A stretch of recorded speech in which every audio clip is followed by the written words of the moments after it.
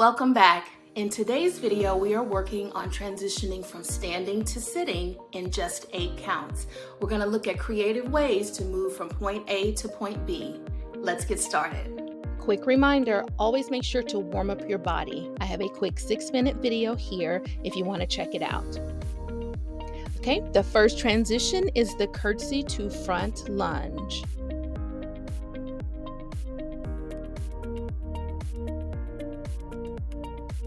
For this transition, we first step to the right or the left, lifting our arms in a high V position with our leg in curtsy. Slowly kneel down to the floor while bringing the opposite arm towards your side. Step out with that front leg and press into a lunge while creating shapes and movements with your arms. You don't have to pop your toe here. You can keep it flat on the floor if that's more comfortable for you. With all of these transitions, however you want to do your arms is fine. Ultimately, this video is about transitioning to the floor. Our second transition is the grand plie to side lunge.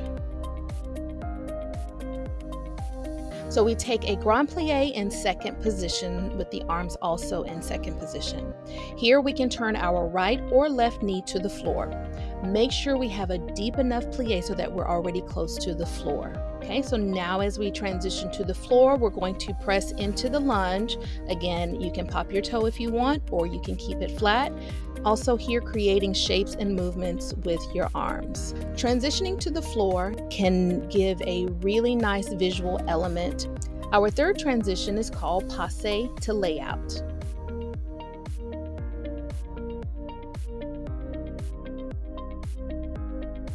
Bring your leg to passe, swinging the same arm over your head, kneel down to the floor and lay on your side. Push yourself up to a Z-sit and continue to move your arms into whatever pose that you choose. Use the momentum at the top of this movement to help you to the floor. Now we have the spiral to front bow.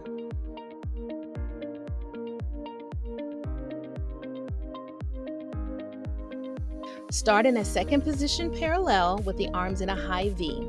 Pull the right or the left arm to the floor as you kneel to the ground. After you make it to the floor, sit and roll to the front, crossing the back leg over your front leg, collapse over your knee, and then pose your arms however you want to do them.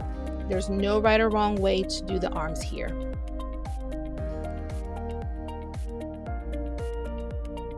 I hope these transitions were helpful for you and that you're able to use them anywhere in your choreography. As a reminder, make sure that you're warming your body up and preparing before you do any kind of complicated dance movements. I have a 6-minute video that helps you walk through different warm-ups and stretches to prepare your body for dance. Until next time, keep praising and keep dancing.